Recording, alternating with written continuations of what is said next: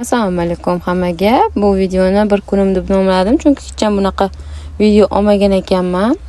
O'shaning uchun bugun nimalar qilishim haqida ko'rsatib boraman. Ertalabdan ishtaham bo'lmagani uchun faqat fruktoviy choy ichib oldim va qizimning kirlari bor edi, o'shalarni aylantirishga qo'ydim. Bu orada o'zim ham boshimni yuvib, cho'milib chiqdim.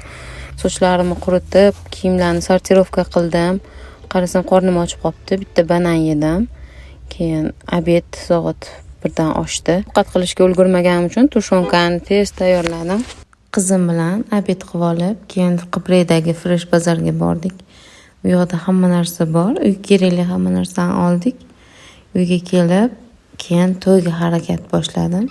Bugun to'yga boradigan edim, o'shaning uchun o'zim bo'yanib, sochimni yoysammikin, yig'sammikin deb oynaga qarab yoydim, yig'dim, shu bilan ozgina yig'ib ketadigan bo'ldim. Mana men to'yga tayyorman.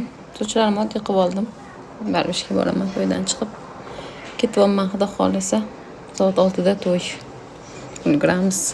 Hammaga xayrli kun, xayrli kech. To'yxonaga ham yetib oldik. Mana to'yda maza qilib o'tirib, o'ynab kulib qaytib keldik. Hammaga rahmat. Bir kunim shunaqa o'tdi. Agar videoim sizga yoqqan bo'lsa, like va kommentariy kutib qolaman. Keyingi video nima haqida bo'lsin, albatta yozib keting.